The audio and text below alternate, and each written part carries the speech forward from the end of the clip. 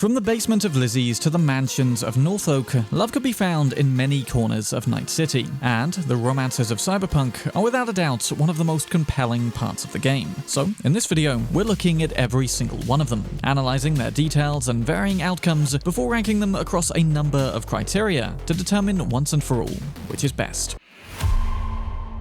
Before we get to the big four though, let's first head to Jig Jig Street for the easiest, lowest effort romantic encounters we can get in the entire game. At the meager price of 100 eddies, we can enlist the services of Charlene Fox or Dusty Lowe, needing to actually clarify that this isn't some back alley gutter type deal. It's an immersion bonus to the game for sure, but little else besides that. I know V already has a bizarre habit of slotting in whatever trash they find on the streets, but these encounters bring that meaning to a whole new level. In fairness though, Charlene at least does resemble the Myco Mida we have at home, so anyone miffed that she's not a romance option can at least pretend here. And I'd imagine being called the wrong name is an experience all too familiar for Charlene.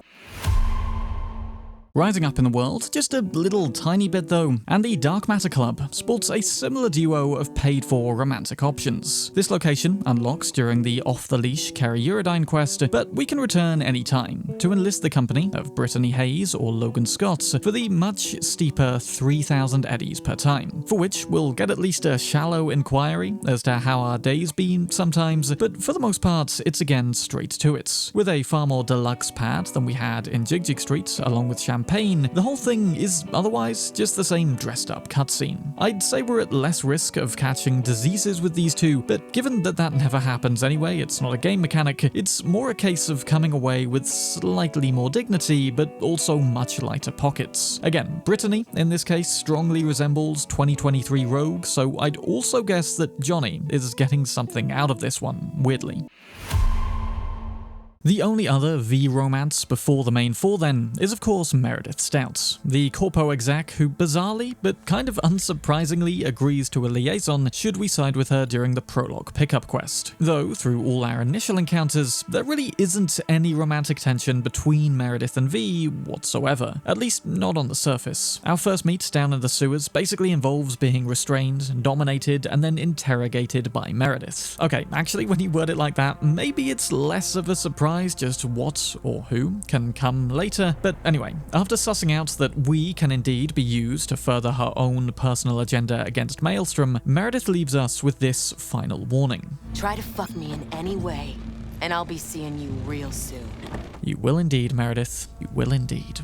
Put all that aside though for a second, and let's just take note of Meredith's utter hypocrisy here. See, the cred chip that she gives us to use with Maelstrom is also spiked with a virus, one that leads Militech straight to the gang, but also alerts them to the fact that they've been duped. Realistically, V and Jackie should not survive the encounter in this room, and Meredith is well aware of that. This action of hers is essentially sending us to our deaths. A prime example of the cutthroat corporate world at its finest, which kind of speaks to just why there's no real corporate romantic partner in this game. Interesting as that would have been, I feel like anybody in this high-pressure life devoid of spare time would ultimately struggle to commit to V in the same way as any of the four that we get. But with a minor text flirtation from V, a momentary romantic fling to alleviate the stresses of a constantly all-or-nothing job is about the best that Stout can do. Maybe she's impressed by the fact that we survived her trap, maybe she admires somebody who isn't intimidated by her. Either way, our relationship goes from professional to personal over the course of just 3 texts total, and one sexy cutscene later,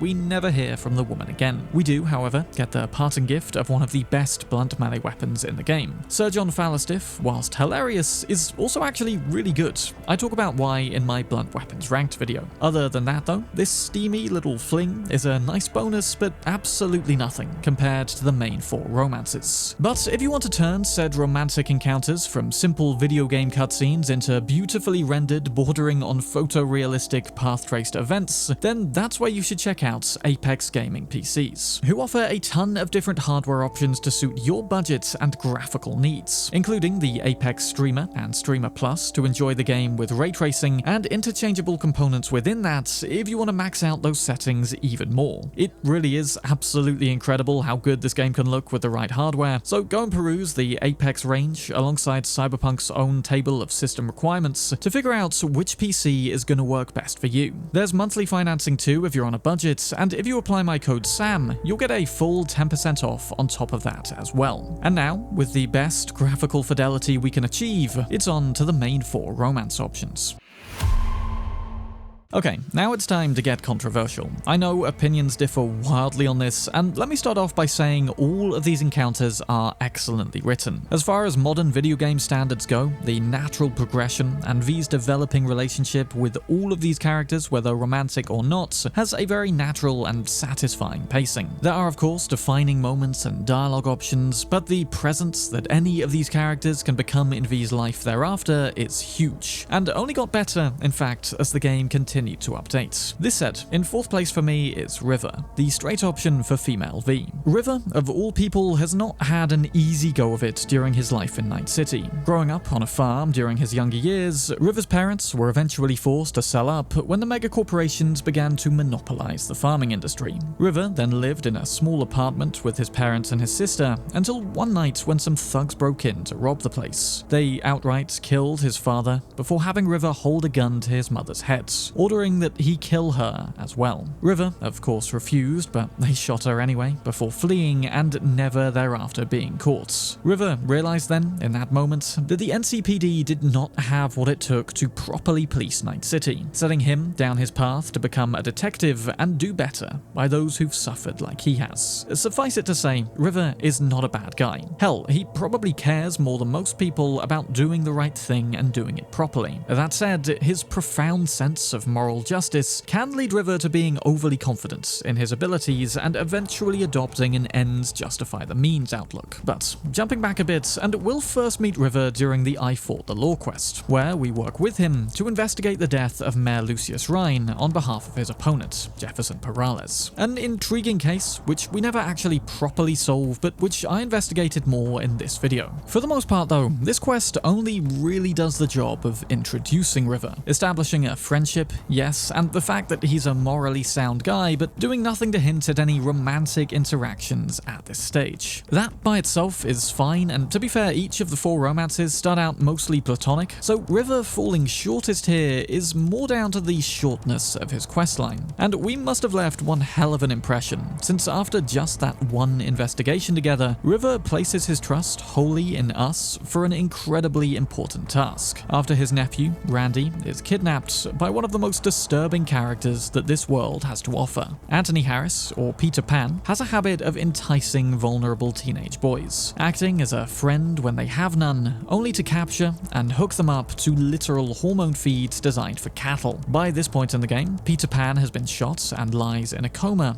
unable to be questioned on the whereabouts of his remaining victims, one of which is Randy. Don't get me wrong, it's a great quest and showcases one of the most horrific elements of this world, but let's be honest, nothing about this whole scenario sets a particularly romantic mood. Sure, facing it with River, you could say the two of us now have a shared trauma and find safety in the comfort of each other's arms, but to be honest, for all of River's never giving up and pursuing justice, whatever it takes, he proves time and again throughout this quest to actually be pretty incompetent. For starters, River's refusal to drop the Mayor Rhine case in the beginning ends up getting him suspended from the NCPD. Maybe that's noble of him to be unwavering in his morals, but the smarter move would have been to stay on the inside and keep investigating on the down low. Alas, his suspension means that we have to break into the crime lab, getting us two into potential trouble with the law without all the necessary facts. Not a great founding for any kind of relationship. Later, at River's trailer, it falls to us, still a relative stranger, to uncover all the clues relating to Peter Pan.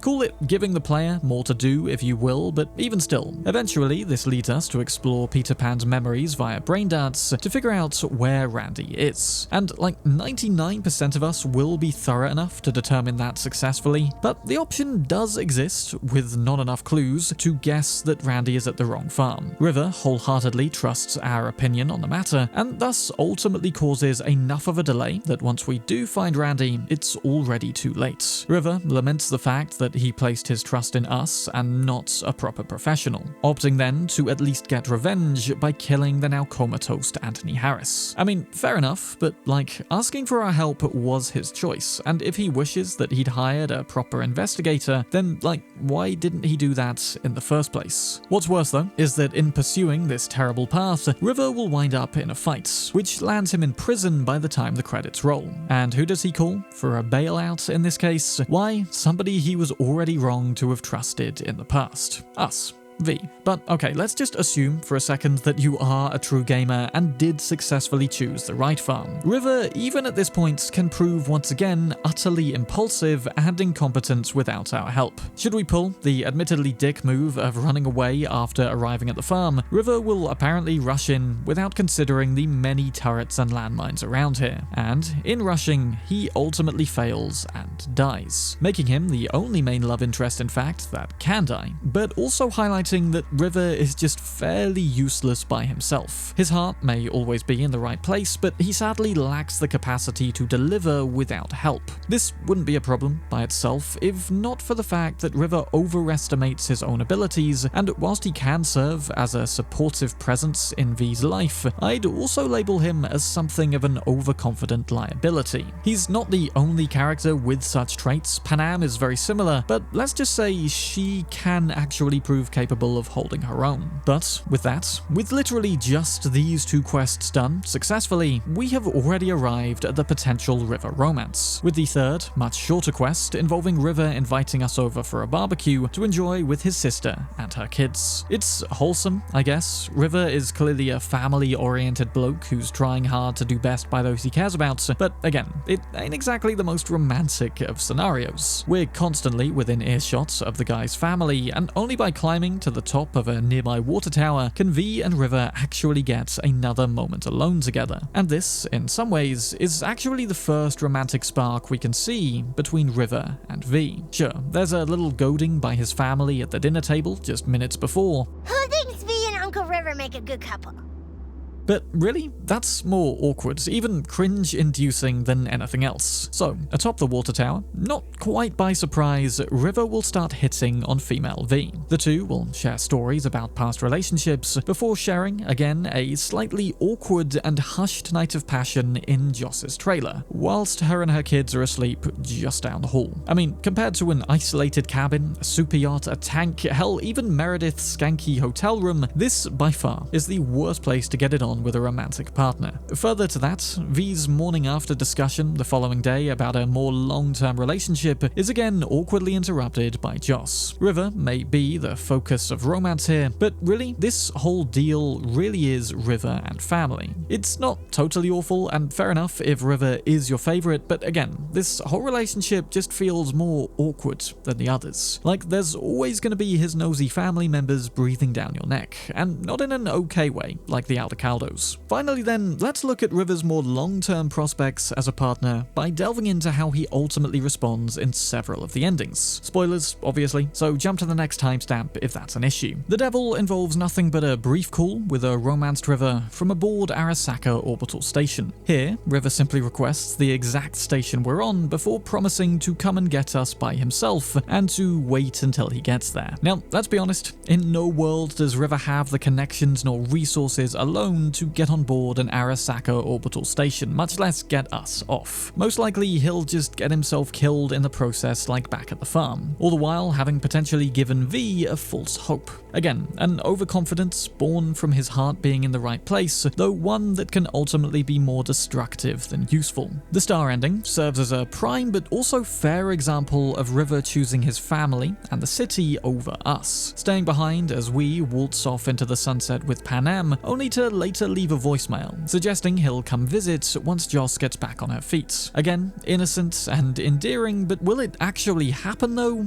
Well, not if we go by the 2-year flash forward of the Phantom Liberty ending. Left alone, without our help, River desperately needs money to pay for Randy's rehab, and so he chooses to save his family by betraying the organization he sought so hard to improve, throwing the NCPD under the bus by selling their data to Trauma Team and becoming a wanted man thereafter. And despite Despite V's understanding for his plight, River, clearly ashamed of his actions, refuses to meet with us again thereafter, leaving a 2-year comatose and depowered V with one less friend in the world. The only ending, really, where River does stick by our side is the sun, but there too, a rift clearly begins to form between River and V in the weeks following the Mikoshi heist. River offers V a hand on her final all-or-nothing mission, though thankfully, for once accepts when V says it's hers to face alone. River then simply promises that he'll be there for V when she gets back, and you know, that's all I think he ever needed to do. V is, after all, one of the most ridiculously overpowered characters of the Cyberpunk universe, and I think a large issue with River is he often believes that he can actually keep up, becoming more of a liability than a help in doing so.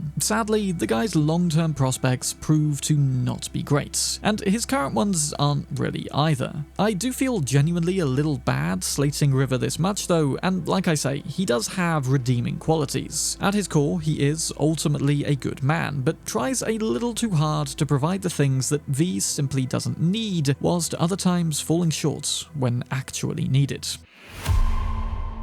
The only love interest whose legend status outshines even that of V is of course Kerry Eurodyne, Johnny's old bandmate whose questline takes us on a trip into the world of record labels and what it truly means to be at the top in 2077. It's also a questline that doesn't even begin until after we've completed the main chunk of main quests. With some endings to the game already unlocked and all of the Johnny loyalty missions complete as well, Silverhand will finally request that we pay a visit to his old friend and bandmate. His only other real friend left, aside from Rogue. And what's interesting about Kerry's questline is it very much starts, as I suppose it only could, between Kerry and Johnny. For most of the early quests, V feels like the awkward host, carting around Silverhand's consciousness on this little post-death reunion tour. Initially, however, a reunion with Silverhand is exactly what Kerry needs, as these two bandmates have a complicated and unresolved history. In their youth, both were talented musicians with wildly different outlooks. While Silverhand used his fame and influence to rebel and destroy, dying young in a blaze of glory, Eurodyne was more concerned with writing great songs and being a genuine and authentic rock star. He tried many times to leave Samurai, but was always pulled back by an unrequited flame that burned in his heart for Johnny Silverhand. Something Johnny remarks on later, in fact, during our date with Rogue. Yeah, I do carry. Huh? I mean, guy deserved it. Always trying so damn hard. Basically, Kerry loved Silverhand, a very important detail which ultimately overshadows and potentially explains much of this romance. And after Silverhand's death in 2023, Kerry was left with a gaping hole in his life which would never truly heal. Despite this, he went on to become quite different from his former bandmates, remaining relevant as ever throughout the next 54 years and still a top name in the charts by 2077. He released many solo albums, got married, had kids, got divorced, and gave his ex-wife his house in Tokyo. Then, finally left alone in North Oak, the shadow of Silverhand began creeping back into Kerry's life. He became obsessed with his image, constantly reading what the media had to say about him, and according to some rumors, falling into a deep, self-destroying depression, if you catch my drift. So, when a reincarnated Silverhand in a new body starts strumming in Kerry's front room, Kerry pretty much immediately buys it. His old friend is back, and with him, the chance to finally face demons that have manifested over 50 years. Kerry will brush off his attempts on his life as a media tactic, and whether they were or weren't, it's clear we've arrived at a low point in Kerry's life. But by re-establishing the Samurai Band, minus a Denny or Henry for one final gig, Silverhand is able to provide the exact closure that Kerry needs. This concludes with us receiving his gun, Archangel, possibly the best revolver in the game, and previously reserved to,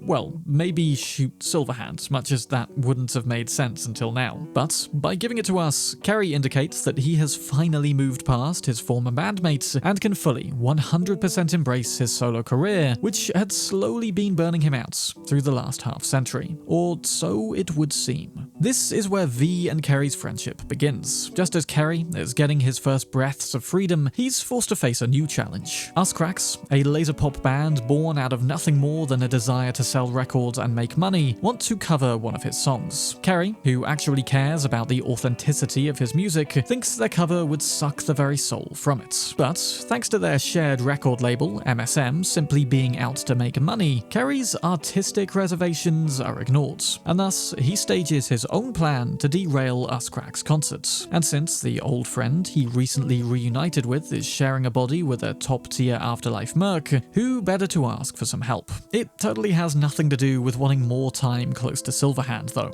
Definitely not even subconsciously. And when we trash Uscrack's instruments before running from the cops, Kerry totally doesn't immediately think of a time that he did this with Johnny. Last time I ran from the cops was back in 2020, with Johnny actually.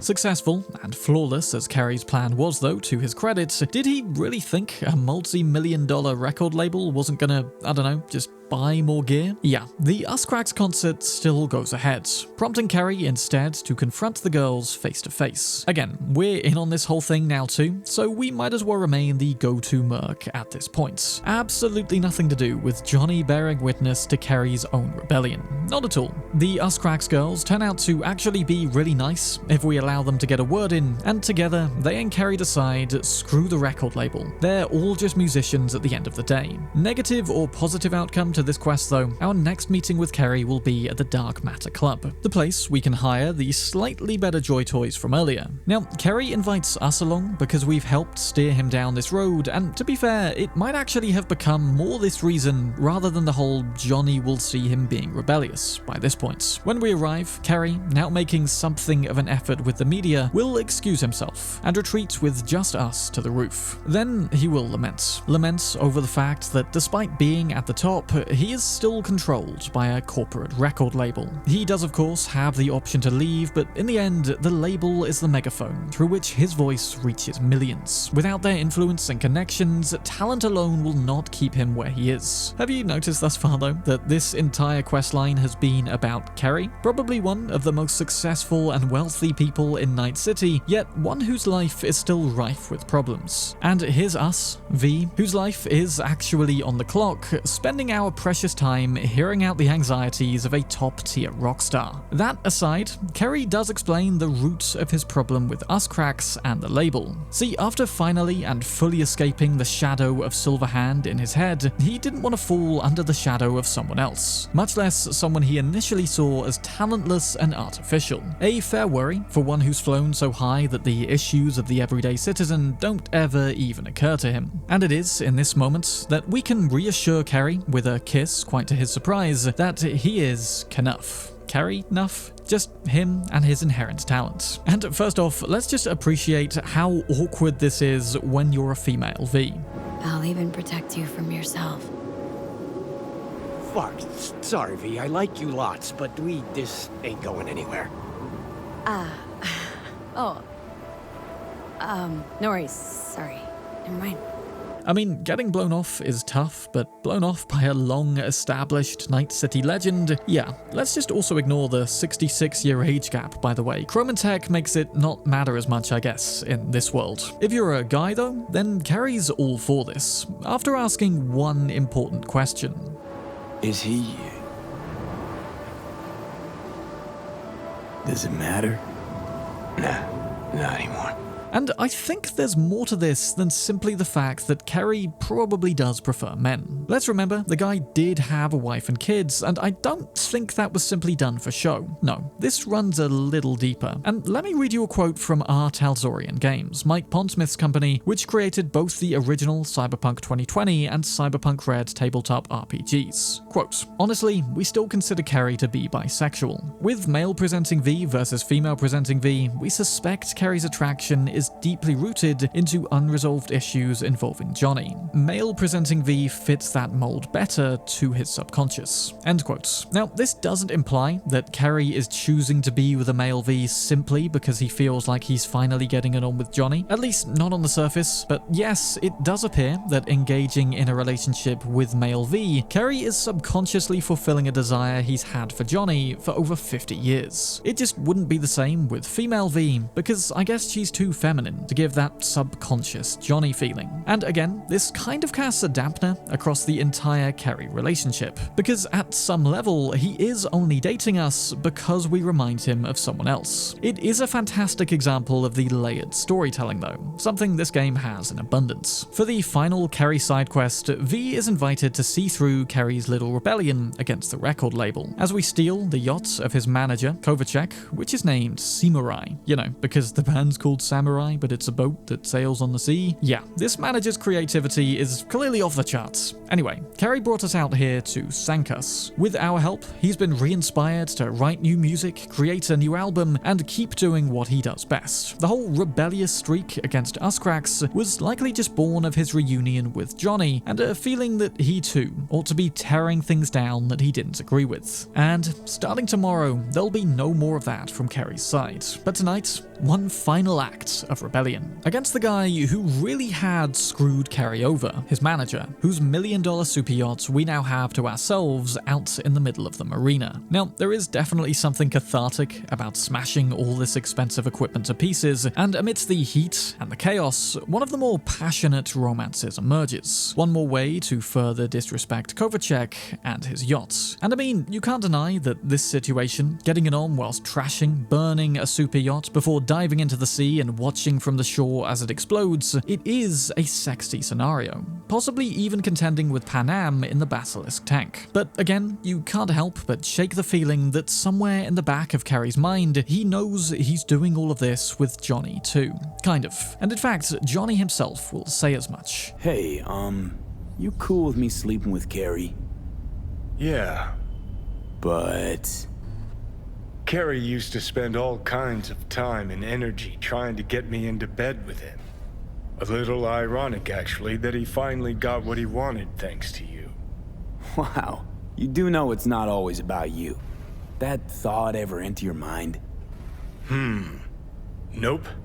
That's a new one. Again, I don't think the whole V and Kerry relationship is entirely based around Silverhand's consciousness being in there too, but it is just partially. And this is proven further by the game's endings. Again, spoilers, and seek the timestamps below if need. A romanced Kerry in the Devil ending, much like River, will endeavor to rescue V from the Arasaka station. Though, unlike River, Kerry at least acknowledges there's no way he can manage that alone. He opts to play to his strengths, using instead his wealth and influence to get the job done. Again, it's unlikely that even he could budge Arasaka in this way, but at least he won't die in trying. The Sun ending with Kerry is probably the happiest Kerry ending, and is interesting in the fact that V doesn't necessarily feel like the most important person living it up in this penthouse. With all the others, the final interactions are more about V, but here, there's plenty of time to indulge Kerry's ego first. We may be hitting the Crystal Palace for the heist of a lifetime later, but isn't it crazy that Kerry hasn't played a gig there yet? Also, Kerry has a new manager, just as terrible as the last one, and thus, whilst he may slowly mature and evolve, some things about Kerry's lifestyle clearly just won't change. In the end, Kerry is the busiest romance option, and thus has the least amount of time for V. Now, you can't deny that the guy still does make an effort with this relationship, and maybe it's good for V to be with someone else of such high renown. But ultimately, in a romance with Kerry, Kerry will always come first. And we see this in the Nomad Star ending,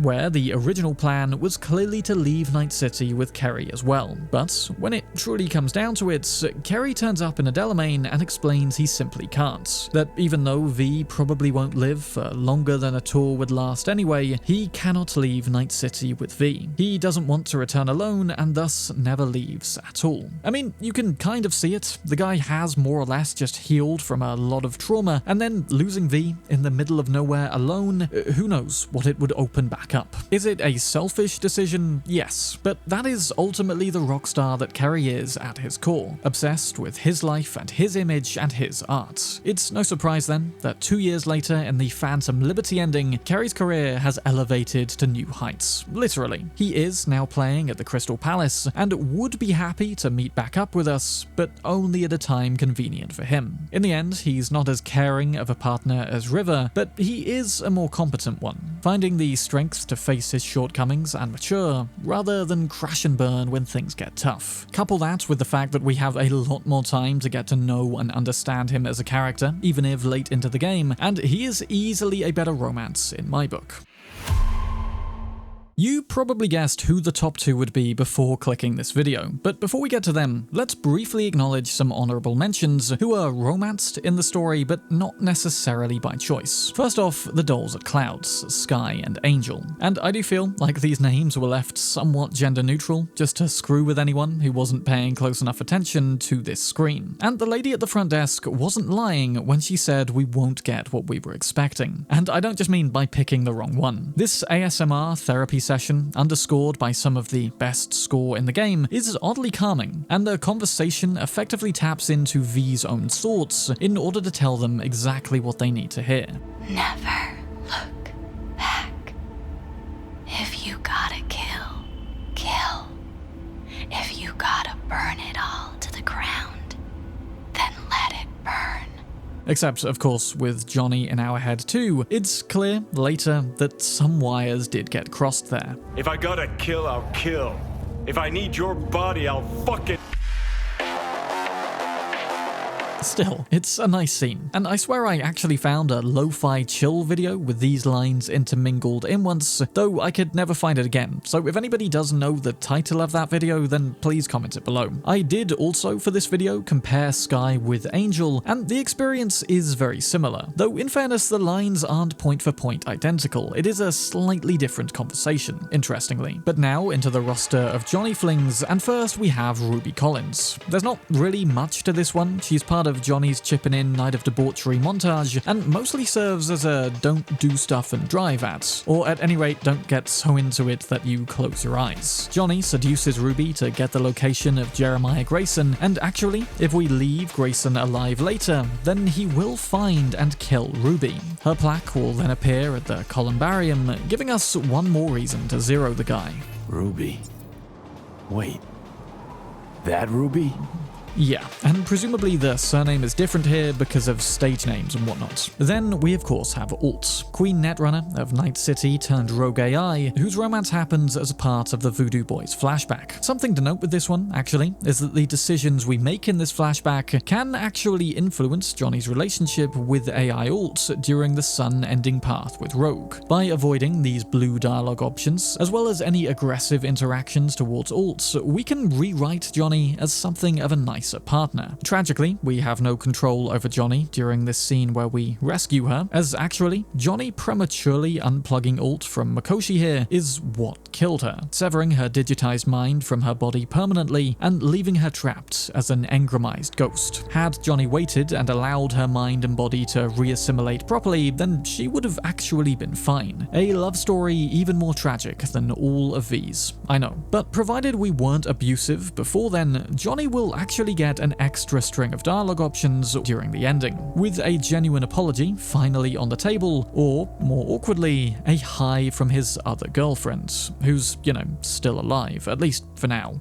Speaking of her though, Rogue is definitely the most involved of all Silverhand romances in the game, with Blistering Love serving as the genuine Rogue romance quest, where V allows Johnny to finally take her to a drive-in movie theater. But Rogue sold out to Arasaka after Johnny died, cutting a deal with them so she could rule the afterlife and they'd leave her alone, despite her involvement in bombing their tower. And in that sense, she felt she'd betrayed Johnny and made nice with the people that killed him. She may still want to be with him after all these years, but in this moment, realizes she can't in good conscience do so when she can't even come clean about her past. However, this can change later, again if she teams up with Johnny for the sun ending. I guess after coming to the conclusion that she's gonna help Johnny get revenge, her conscience becomes clean enough. And though this simply blacks out after one kiss, presumably it leads to, I don't know, something, whatever blistering love was gearing up towards. Again though, whilst each of these add romance to the game and are thus worth mentioning, it's not really fair to factor them into the main ranking, I don't think, given we've no choice but to pursue them for certain quests. Okay, believe me when I say this was a tough decision to make. And in the end, the deciding factor comes down not to assessing the quality of character for either of these two, but more to just how, or rather whose love story can function as a core component of the game. And yes, whilst Judy Alvarez is sitting at number 2 for this list, there are plenty of aspects in which she straight up wins out. For instance, Judy's romance is the most gradually building one, an unspoken thing for the most part, which finally comes together naturally, with no jumping back and forth, as well as plenty of time for feelings to develop. It's what River could have potentially been with more time and quests of his own. But first, just who is Judy Alvarez? Judy was born in the small town of Laguna Bend, just outside Night City, and from a very young age was raised by her grandparents. Their town was eventually destroyed to create a water reservoir, forcing the trio into an apartment in the city. Eventually, her grandparents moved to Oregon, leaving Judy alone to try and make it in Night City. And knowing a thing or two about tech, Judy worked as a techie at Clouds for a time, where she'd meet several important figures who'll crop up again throughout her quests. Evelyn Parker, of course, who introduces us to Judy in the first place, as well as Maiko Maeda, her ex by the time we meet, and who I think actually factors in a fair amount to the way our relationship with Judy develops. Eventually though, Judy grew disillusioned with her work at Clouds. Disliking the treatment of the dolls there, she instead joined up with the Moxes at Lizzie's bar, believing that they would actually help people more. Setting up in their basement, she spent her days editing the brain dances scrolled by the Mox girls of them doing things, to then be enjoyed by customers of the club. And it is of course that brain dance specialism and her friendship with Evelyn that gets us our first meeting back in Act 1. The only one of the 4 main partners we meet back then, in fact, with absolutely no indication of attraction whatsoever back then. Again, the relationship with Judy is gradual, subtle, and very well established. She plays a larger role again at the start of Act 2, serving as our only initial lead to track down Evelyn, accompanying us to Finger's clinic, and eventually joining us in combat against the Scavs to finally rescue Evelyn. I love this, actually, because it proves that Judy can hold her own in a fight, yet only does so when absolutely necessary. A sort of understated level of grit, not a warrior like Panam, nor overconfident like River, but simply does what needs to be done and when. Through the shared ordeal of rescuing Evelyn then, Judy and V have already become somewhat close, and when Evelyn tragically chooses to end things, we are the first one Judy calls. Amidst her grief, a plan then forms. A plan to put Clouds under Mox control, just in the same way that Lizzie's is, and to ensure that what happens to Evelyn will never happen to any other doll. Judy thinks that she can at least do that much for Ev, and it means she can once again call in V for help. The next quest then introduces us to Maiko, Judy's ex, whose help we need if we're going to successfully overthrow the Tiger Claws back at Clouds. And actually, by the door to Maiko's office is a laptop wherein we can read the entire evolution, or rather breakdown, of Judy and Maiko's relationship. See, this entrance is where Judy used to sneak in to visit Maiko and apparently accidentally destroy her desk. I'll let you guess how. But when Judy was told off one day for entering Maiko's office without permission, things began to turn sour. Maiko became overly focused on maintaining her growing position of power at Clouds, a position Judy initially helped her get by tweaking her doll chip to help her climb the ranks, and it soon became clear that Maiko's ambition for power did not align with Judy's vision to make Clouds a better place. The two eventually broke up, as Maiko gloated over her newfound wealth. But judging by the short rejection email to another woman who she tried to date, claiming she's not ready for another commitment, as well as the Judy Alvarez do not delete image on this laptop, it's clear that Maiko isn't quite over Judy just yet. The two were evidently very close at one point, and I think that's why Judy of all people is pretty late to get any kind of romance with V. It's not until after we've successfully staged our rebellion at Clouds that we can really have any romantic encounters with Judy, so long as we don't allow ourselves to be paid by Maiko when she further attempts to seize more power. We prove to Judy that we're more than just a merc, that we actually care about her rebellion and, like her, want what's best for Clouds. In doing this, we also prove that we're different to Maiko, and truly are a partner whom Judy can get along with. We're not so much a rebound by this stage, but rather more the woman Judy needed all along, potentially. And the flirtatious tension then throughout the date that is Pyramid Song is pretty clear, but again, not too on the nose at first. Look pretty damn fine in that wetsuit. Should see me in my Max Tech uniform. Whoa. Mean you have one? Indeed I do. Won it in a bet. Still hangs in my closet waiting for the right occasion. Huh. I'm gonna hold you to that. After the dive, where Judy rescues us from a relic malfunction, both her and V can spend the night in this abandoned house. Built by another former resident of Laguna Bend who's no longer around, it may be a little shabby in itself, but is easily one of the most romantic locations out of all of them, mainly due to the fact that V and Judy have it all to themselves and there isn't another soul for miles around. But things, of course, don't go perfectly. Much as Judy wishes them to be so, she can't shake the realization that her little rebellion at Clouds may not have changed a thing, and in some cases even got her friend Tom killed. With a moment alone, after we go to fix the generator, these negative thoughts creep back in, and it's V's responsibility to distract Judy further with probably the most tender of romantic cutscenes. Like, it's just sweet, this one. And the following morning, V can confirm whether or not it's now a full-blown relationship. And whilst Judy does take something of a back seat in V's life from now, there are plenty of options nowadays, after updates especially, same as all the romances, for more encounters with her, including apartment dates and cute text conversations. But again, we need to look at the endings to truly test the strength of V and Judy's relationship. And unlike River and Kerry, who cannot bring themselves to leave Night City ever, even for V, Judy wants nothing but that. Every attempt to make a difference here in this city by her has been chewed up and spit out and left her feeling powerless. It's only when romanced by V, in fact, that she does stay at least a while longer. And in the Devil ending, when calling Judy, she makes no such claim that she'll come and rescue us. I mean, how could she ever? How could anyone? She merely expresses concern and tells us to come back to Earth quick as we can, which in fairness we do eventually just have the choice of doing anyway, so a sensible response in hindsight. For the Sun, Judy still eventually comes to the realization that she needs to leave Night City for her own well-being, and that isn't going to happen if she stays with V. The two parts on amicable, if slightly sad terms here, though not nearly as sad as the voicemails Judy leaves after the Path of Least Resistance or Temperance endings. If V chooses the least bloody option, or indeed if Johnny up and vanishes in V's body, Judy is easily the most devastated of partners. Hunched in tears and barely able to process losing somebody else close to her, this will ultimately drive Judy from the city for good.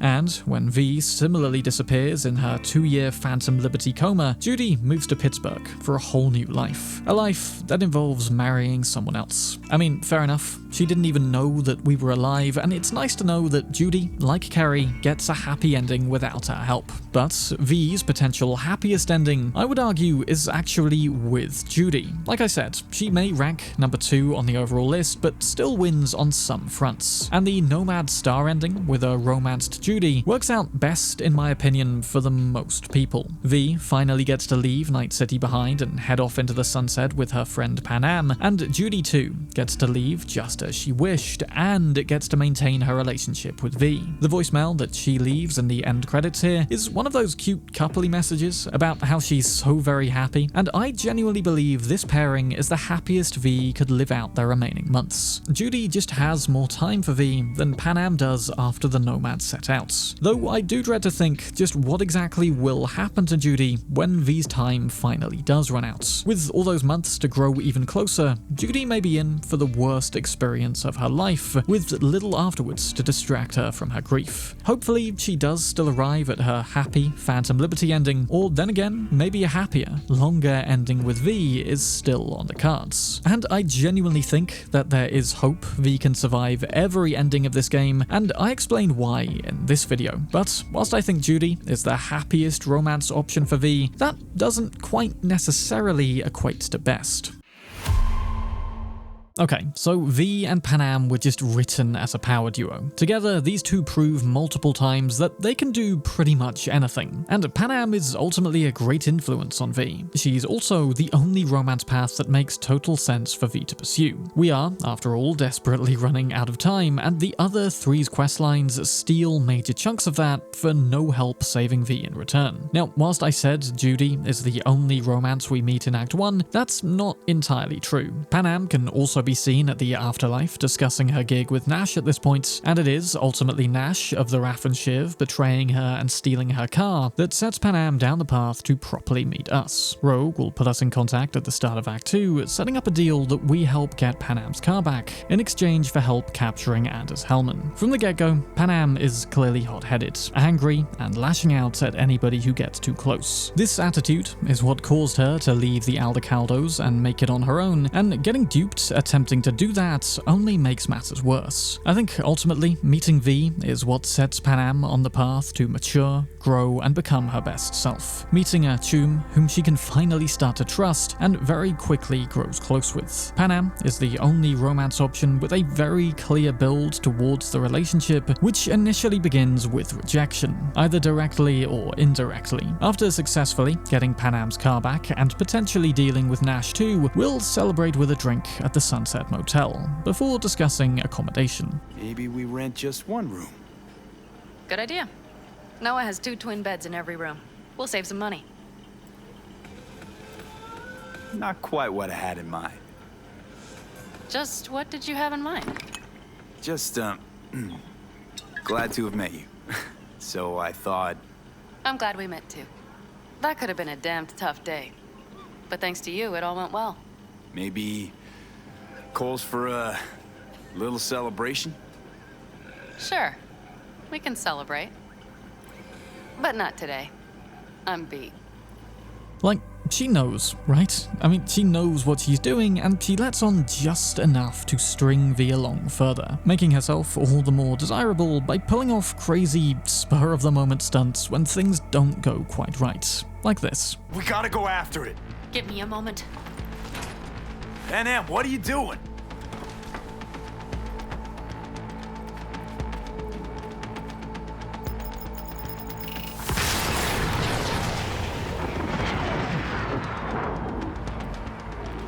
That's how you do it.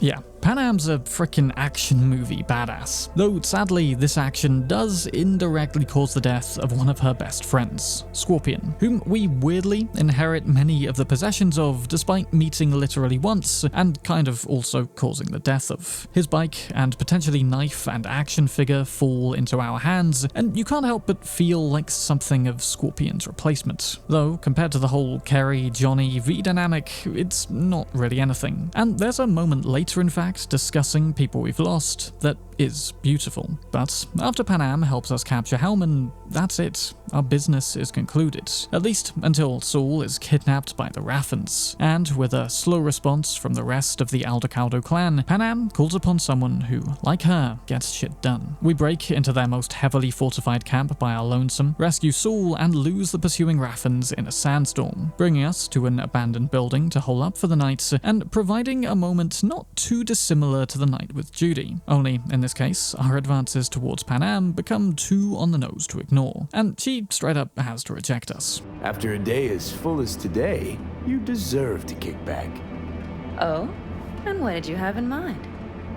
Got a few ideas. Think you know what kind? No. It's really nice as is. Let's not spoil it, okay?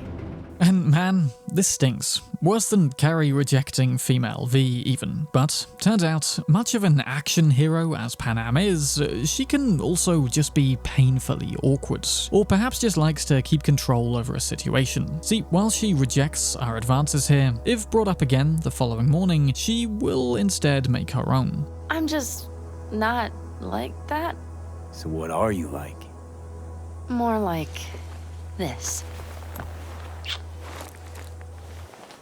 It's moments like this, I think, where Panam wins best romantic development. The rest of them more follow a path of acquaintances, friends, good friends, cool now kiss, and whatever else. And that's largely for efficiency, I think, when it comes to writing branching paths. It's much easier for everyone to follow the same friendship than maybe get a romance at the end. And as to just why Panam, of all people, breaks this mold, I would guess they knew that she would be the most popular, which she is, to be fair, by quite a bit, according to my own poll. And thus, she justified a more prominent role and more gradual build of a relationship through the main story. Though Panam isn't without her own ideas and ambitions, and many of them at that. From when we meet her, she's constantly questioning Saul's leadership decisions, and going behind his back to do what she thinks is best for the clan. Now, some would see this as insubordination, making her a volatile character to be avoided. But again, with the benefit of hindsight, everything Panam does works out fine. Better, actually, than had we not followed her plan. It's why Saul eventually realizes, shit, this girl does know what she's doing, and promotes her to leader as well. For instance, stealing the basilisk. It's daring, yes, but becomes an incredibly important piece of tech for use later, defending the clan and potentially enabling them to score bigger than ever before. But during this quest, Panam also shows a softer side, a deeper level of care for those closest to her, and should we tell her about the heist and losing Jackie during our car ride over to the station with her, when we later toast her Scorpion around the campfire, she'll say this. Ought to raise a glass to Scorpion.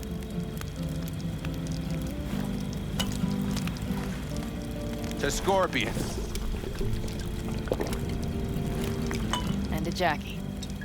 Well done, CDPR. You designed a character for people to fall in love with, and people did just that. This, of course, brings us on to the infamous basilisk scene, the true Panam romance, if you will, which is easily the most cyberpunk of them all. With V and Panam's nervous systems becoming intertwined through the Panzer's systems, and the mutual attraction already well established by this point, the two seize an opportunity to feel more being together than they ever otherwise could. At least until interrupted by an attack from Raffens. And magically getting their clothes back on whilst piloting this thing, we return to camp where nobody is any the wiser. Though it would have been funny if they'd actually written that in though. Now, that can be the end of the main Panam romance. Indeed, it's a highlight, if you will, though, as with all the others, cute text conversations have subsequently been patched in, and of course the apartment dates, which add a little more flavour but can only really go so far. I'd look at that aspect in more detail in my apartments ranked video. Though, whilst the gradual goading of romance is one reason Panam wins on this list, the other is the fact that we can actually arrive at one of the endings, the best ending in my opinion, with her help. Spoiler warning again, this of course can happen whether romanced or not, but of course storming Arasaka Tower with the one you love who desperately hopes to save your life has a different flavour to it than a very good friend, or okay, family because nomads. And whilst yes, Saul's death does put a tragic dampener on this ending, it also serves to accelerate Panam's arc further afterwards, making her de facto leader of the Aldecaldos, though this also sadly puts something of a dampener on the actual romance of the star ending. As I said, being with Judy is eventually better in this sense, as our romanced voicemail with Panam instead highlights how much he's struggling to spend our final months with us. Being leader eats up more time than she expected, and she's constantly having to cancel or rearrange plans, like now when leaving this voicemail. Not a problem, of course, if V miraculously does survive this, but if not, it seems V's in for a more lonely final few months. But with regards to the game we actually get to experience, there's much more in there with Panam than anyone else. And like, she is still there for that ending, and it still overall is happier. Mind you, for the son, the two again part on amicable terms. Panam still leaves Night City with the Aldecaldos, of course, enabling V to do what they have to do at the Crystal Palace. And if you're a nomad, there's perhaps even a hint that you will meet again. However, for most of the others, the more angry and spiteful side to Panam comes to the forefront. Unlike Judy, the path of least resistance leaves Panam not sad, but just mad, saying she hopes there's a hell and that we're rotting in it. Should Johnny return to life in our body, then Panam will know, threatening to find him and force V to come back, however much that wouldn't work. But But I think worst of all is Panam in the Phantom Liberty ending, or rather the lack of Panam, who after having left a string of worried messages across the last 2 years, now refuses to pick up the phone. Mitch later calls to explain it took a long time for Panam to get over our disappearance, and it'd be best if we just didn't dredge it all back up again. Some friend, I guess. I mean, it wasn't our fault, we were in a coma, so I guess the madness here must more stem from the fact we didn't ask for her help. Now, I don't totally buy this whole not answering thing, and theories do abound around the internet that something happened to Panam or she even died. But overall, this just doesn't feel like something she'd do. If it is simply her ignoring us, then it does put another downer on concluding a relationship with her. But again, we just don't know for certain. And on the whole, aside from that, Panam does feel like the best written romance option of the game itself, as well as the best one for V, I think, as there's few people in Night City that help out as much as she does, and the power couple dynamic is clearly the strongest. Again, I wouldn't be surprised if V does find a way to survive after the star ending, because together, V and Panam can probably do anything. But like I said, I know opinions differ wildly here, so I'd love to read yours down in the comments below. Who is your favourite romance option in Cyberpunk 2077 and why? And again, go check out Apex if you're wanting to buff up your graphics some more, and as always, a massive thank you to my patrons for keeping the channel alive, enabling me to only work with companies I genuinely really like to promote products that are actually relevant to you guys. I hope you enjoyed this new Cyberpunk 2077 video, and I have several more in the pipeline, so do stick around. Cheers for watching, I'm Bram, and have a Nova day. Chooms.